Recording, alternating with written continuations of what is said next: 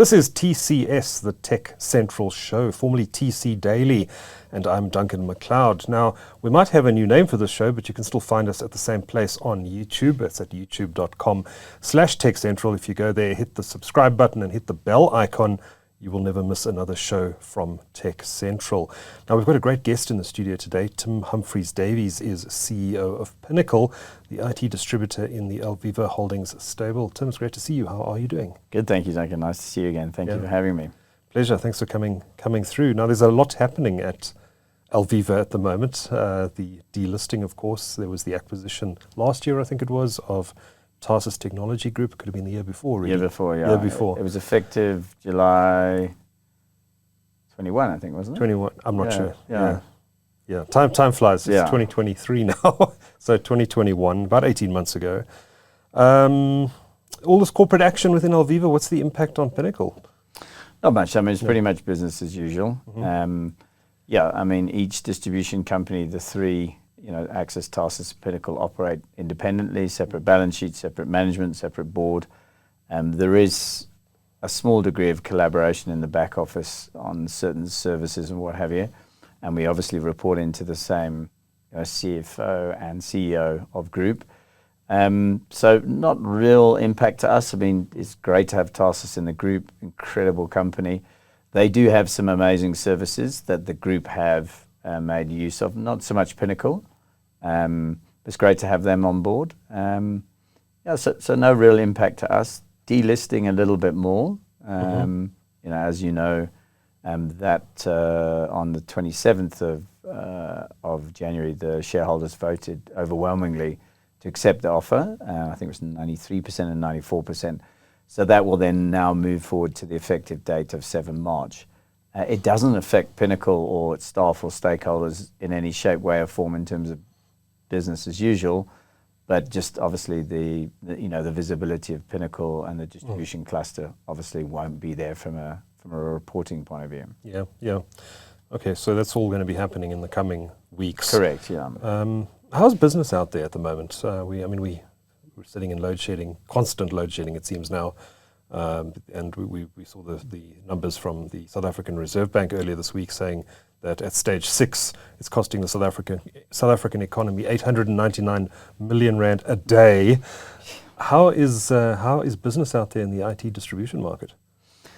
Look, it's a bit difficult to gauge, really. I mean, we've had load shedding every single day of 2023, and it definitely impacts you operationally. Cost-wise, you can see the sort of short-term OpEx creep and things like diesel consumption and other sort of non-direct costs. There are indirect impacts, in your supply chain.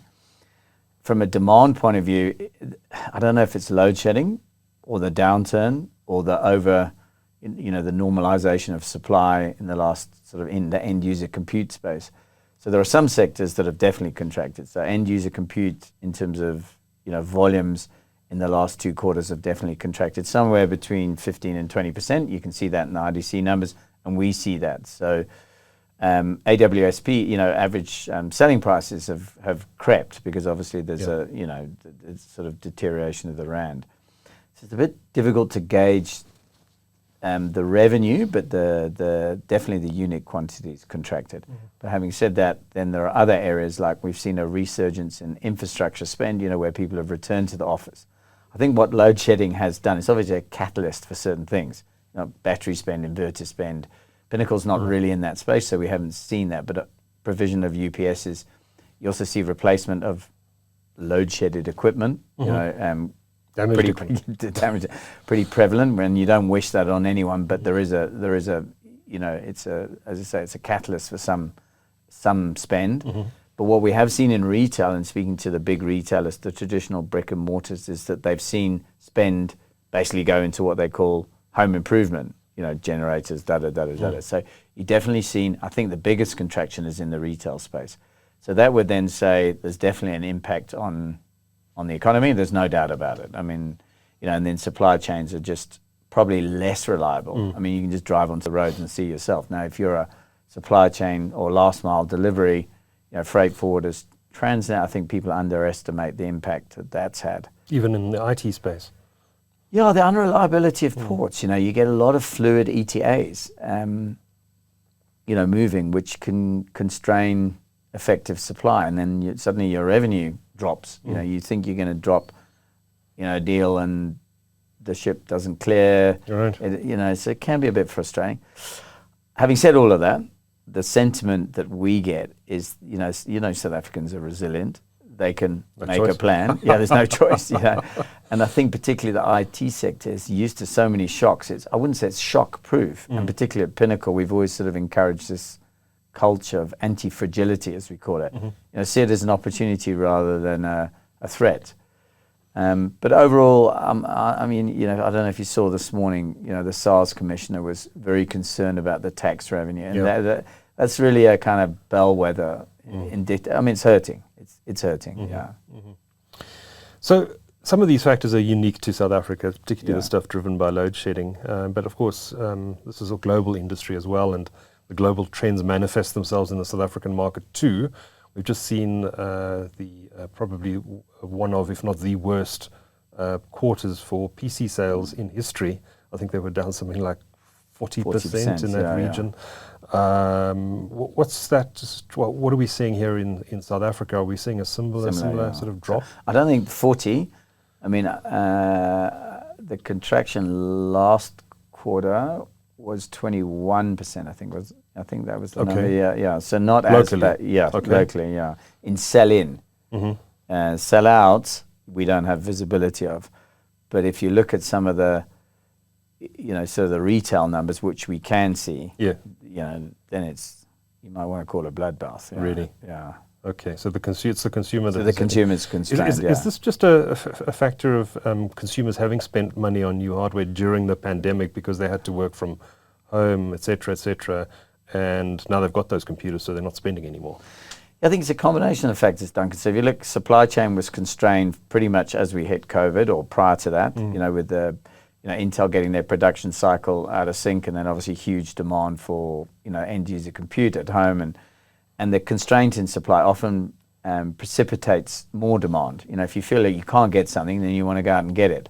I think the spend then caught up with, the supply caught up with the demand, and I think there's a cycle certainly in corporate. People have probably done their replenishment cycles. Yeah.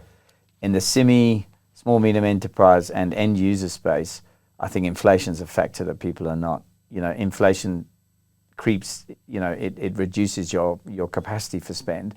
And some of that combination of inflationary creep and diverting your other purchases to keeping the lights on as such and greater OPEX costs, I think you've seen a big contraction in, so you've got Windows 11. Do I really need to go to Windows 11? Not quite. Let me just hold. Do I really need to replenish my, to Gen 13? Maybe not. We're on Gen 11. It works for me. Next year, maybe. So, that's not an empirical. That's just the sentiment that you kind of pick up with the resellers speaking to the end customers, that kind of stuff. Yeah. Pricing pressures. Now, you mentioned inflation. We know that we've seen the inflation in services, for example, the price of Apple TV going up or the cost of cloud storage going up. But what we perhaps don't have such insight into, which I'm sure you do, is the inflationary pressures we're seeing in the PC hardware or just the hardware space more generally. Are we seeing those? We've seen the US sitting on an inflation rate. I think it was creeping quite close to 10%. It's over 10% in some parts of Europe. UK, yeah. Is this flowing through into higher costs for computers? Yeah, so we've always got that variable of rate of exchange. Yeah, but if you look at dollar price, it's definitely. Up. So you had an Intel chip increase last September, but I think the manufacturers are careful, when supply is greater than demand, then typically, people hold pricing or clear pricing. So definitely on the new tech, the new den, you see a jump, but then you see end of life category, clearing. Yeah. And then, if you were buying at 15 rand to the dollar, and now you're buying this morning at 17.60, you're going to see that creep in inflationary pressure anyway. But your raw dollar price has not gone up at the same delta as the rate of exchange. If you compared the rate of exchange to this time last year, Right. I mean, I don't have the exact number in my head, but I know it's gone up. It's gone worse. Yeah, Yeah, worse, yeah. Yeah. I think we were 15, I think. I Okay. remember, yeah. So it's more a rand dollar factor than inflation that's causing our prices to rise. Look, I mean, those manufacturers are going to have inflationary pressure, Yeah. you know, but you've seen big tech cut heads, you know, I mean, it's obviously, a lot of it is, you know, window dressing in terms of shareholder sentiment, and, you know, you saw Microsoft, you know, everyone does it just before they release the results, but it's a concern. I mean, over 100,000 jobs in the big... And very quickly. And very quickly, yeah, and especially when you see stalwarts like Google, you know, who are still incredibly profitable. Amazon, we understand, you know, he was saying that they overhired.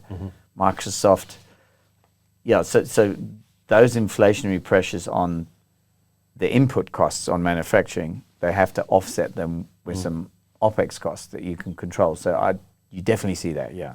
Yeah. Now, obviously, those job cuts that we're seeing in the US do manifest themselves here through the local subsidiaries of these big tech companies. There will be job losses in the South African context. But what about South African companies in the tech space? Are we seeing pressure to cut jobs? Not at the moment. Not at the moment, no. No, I haven't seen it. I haven't seen the likes of the big VARs or software dev houses. I don't know if you have, but I certainly haven't seen it. I haven't. I mean, you speak to execs in the space, no one's saying, we're going to do Section 189. I haven't seen that. You've seen a bit of constraint maybe in people's profitability, but I don't see that sort of thing. You may see a bit of acquisition, you know, you may see that, but I don't think, you know, acquisition-related layoffs, but I don't think so, no. Okay.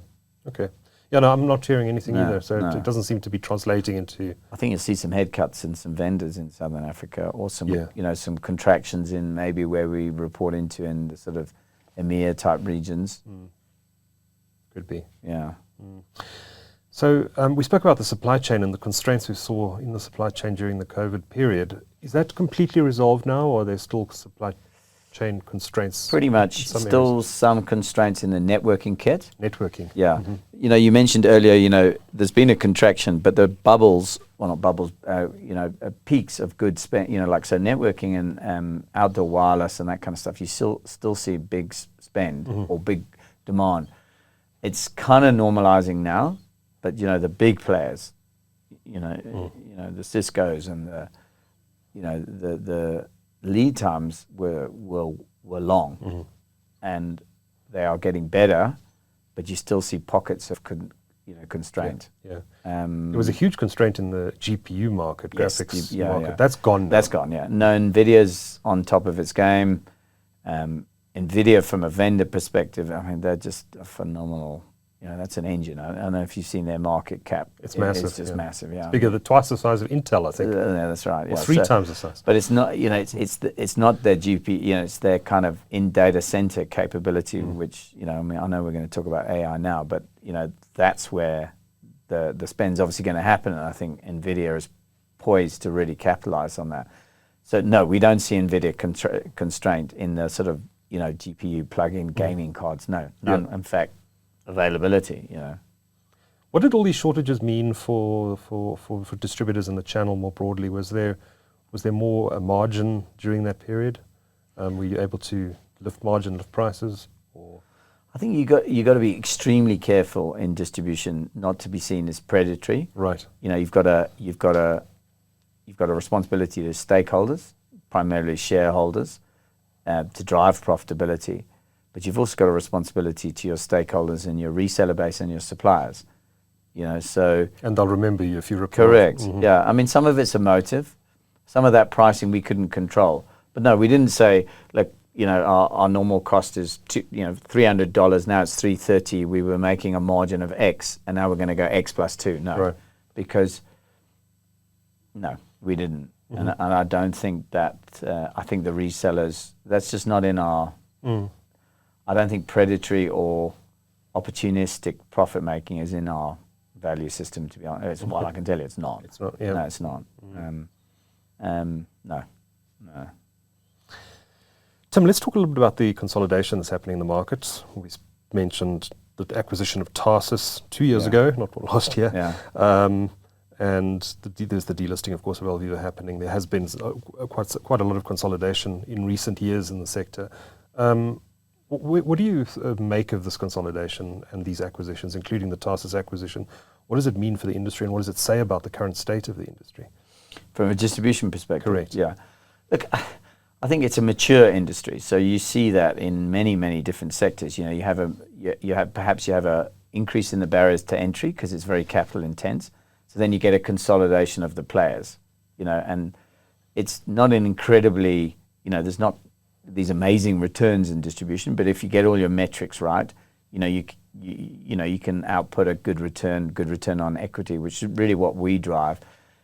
Whether our shareholder is public or private, it doesn't really matter. A shareholder still wants an investment return, you know, return on equity. And that's what we drive very hard.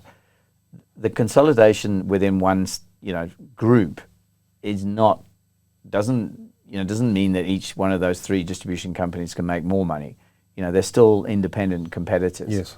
You know, you've got a very valued competitor in the Mastec group with Rectron and Mastec, and they, you know, they keep everybody on their toes. And you've got Drive Control. You know, then you've got niche competitors. You know, Networks Unlimited, and you know, and FD. You know, you can't for a moment relax. So I think maybe from your side you see an Alviva consolidation, but you've got Drive Control, you've got First Tech, you've got First Distribution, you've got Rectron, you've got Mastec. I mean, those are some big players. Yeah. You know, and certainly from Pinnacle side of things, you know, they're tough competitors, but they're mature competitors. You know, they don't necessarily disrupt.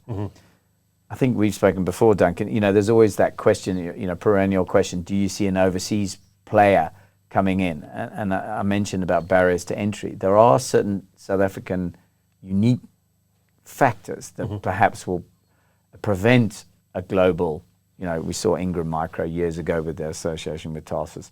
You know, you get the big Dubai-based like Red Dot and those kind of guys. Are they going to come into South Africa? There are quite a few barriers to entry because of our uniqueness, you know, having the right credit limits in place in this sector. So I think those barriers to entry have precipitated a maturation in the kind of what you might want to call I think there are 7 or 8 big players, I think. You know.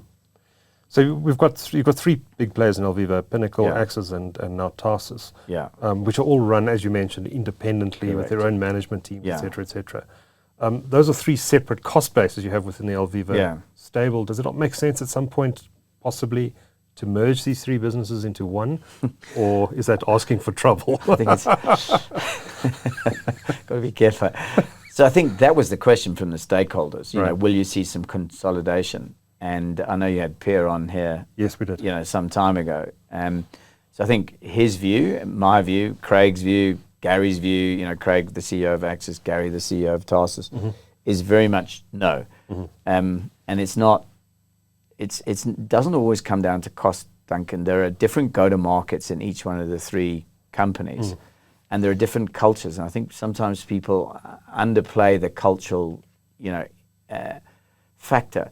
Pinnacle's go-to-market is we've got a broad customer base, we've got a broad vendor base, and we do different products to Axis and Tarsus, and we actually play in a different space. So whether we're owned by Alviva or, you know, now a new investor, is really, it's sort of, you know, it's almost kind of like ShopRite's got, you know, their different sectors that they attack of the different, and so is Pick and Pay, you know, so they attack different segments with different companies. So no, I really can't see it. The one area you could potentially look at is consolidation of logistics, you know, and, you know, particularly in that field, Tarsus is undoubtedly the leader. But, you know, there's capacity issues. You know, there's a different kind of go-to-market. Pinnacle tries to be nimble and get product out very quickly. Tarsus is very effective in their sort of big distribution type. So it doesn't necessarily fit the same model. You can never rule that sort of thing out, but we've got a 3 to 4 year view of our strategy. You know, we do a short, medium-term review every 6 months, and you know, our long-term view is there's no consolidation. It's not on the radar. No. Interesting. You mentioned culture in the different organizations and the fact you have different cultures. What is Pinnacle's culture exactly? How would you describe it?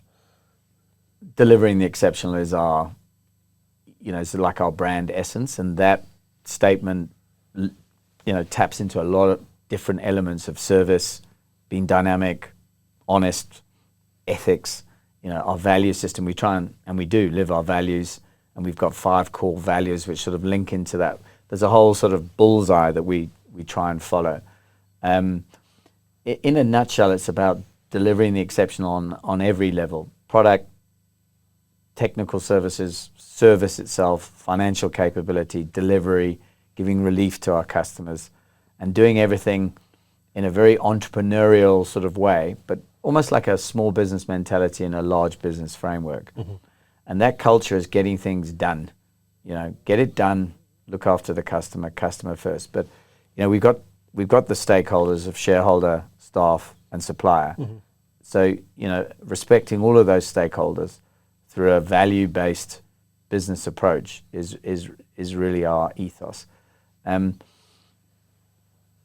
you're servicing the SIMI, we've got a broad base, 6,200 resellers. Axis and Tarsus don't talk to that same sort of broad base, and they do what they do incredibly well.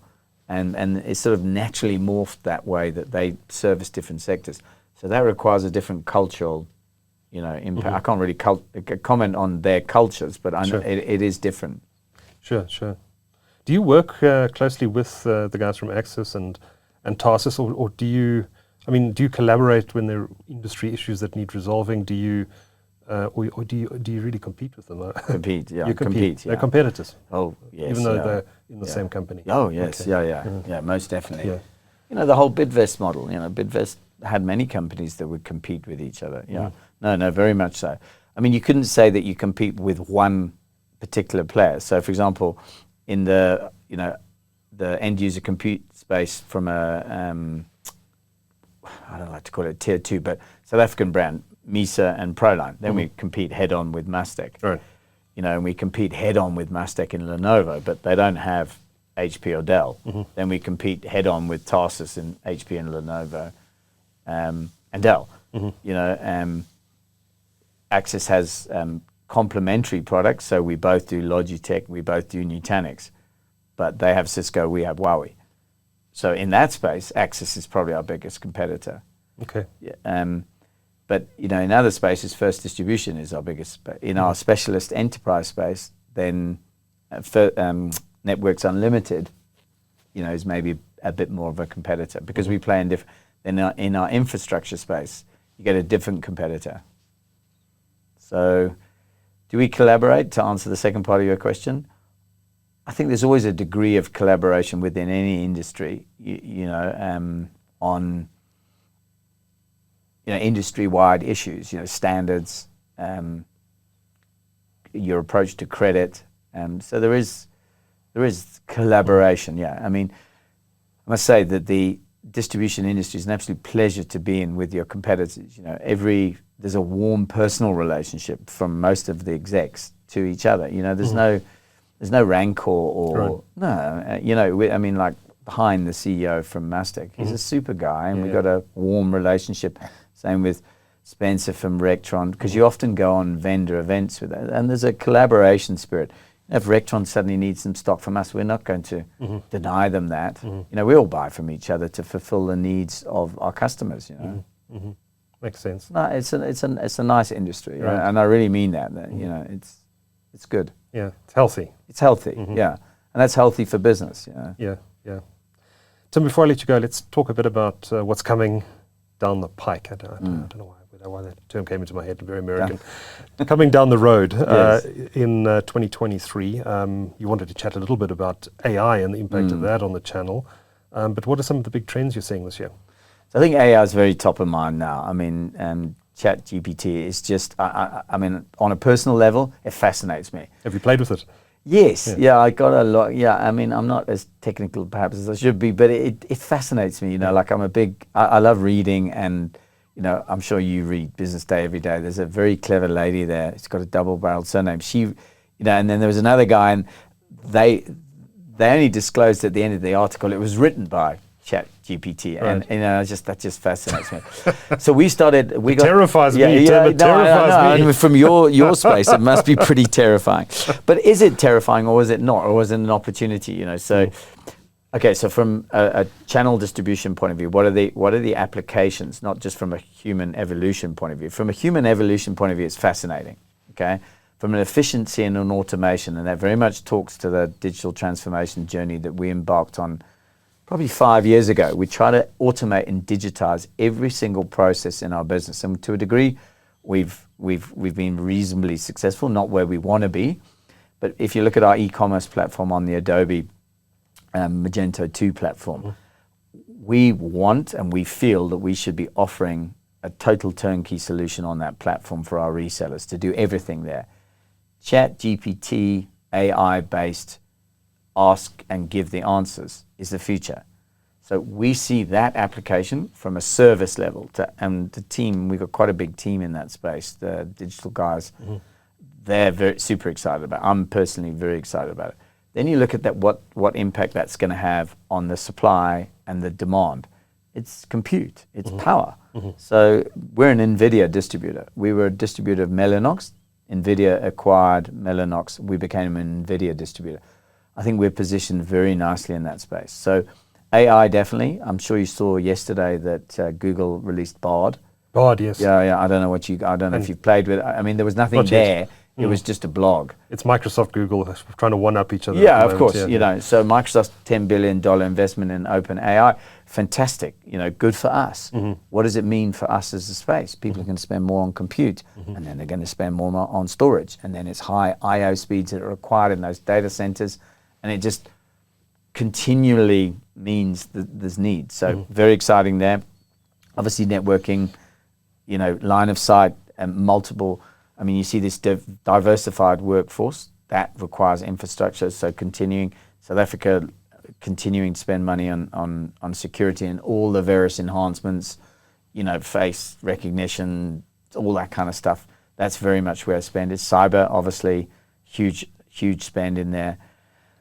I think IoT as a platform has never, you know, we all said that was going to be the big new thing. I think there are certain verticals that are going to or should have taken more advantage of that. But if you think about the opportunity with AI-driven IoT, that could be a powerful platform.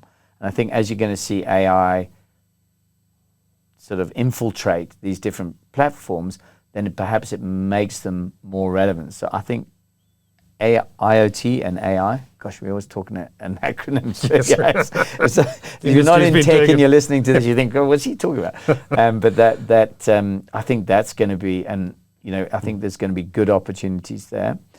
And then, you know, Windows 11, Gen 13 in the end user compute. I think, you know, I'm not too concerned about the contraction. It will come. It's cyclical. It will come back in 2-3 quarters. So I think you'll see a resurgence in demand there, probably in the latter half of 2023. You know, it's not going to go to sleep forever. Yeah. You know. Yeah. So interesting times ahead. We'll keep an eye on Bing and ChatGPT. Yes. And well, that's the other thing. Yeah. I mean, Bing could potentially challenge Google. Yeah. Well, they're seeing it as an opportunity now. Yeah, very much so. To very much do that. Yeah. Suddenly the search wars are alive again. Yep. Everyone thought Google it was all settled. Yeah. Never a dull moment in this industry. No. Tim Humphreys-Davies, CEO of Pinnacle, thank you so much for sharing your insights on Tech Central today. Thank you very much, Duncan. Thank you.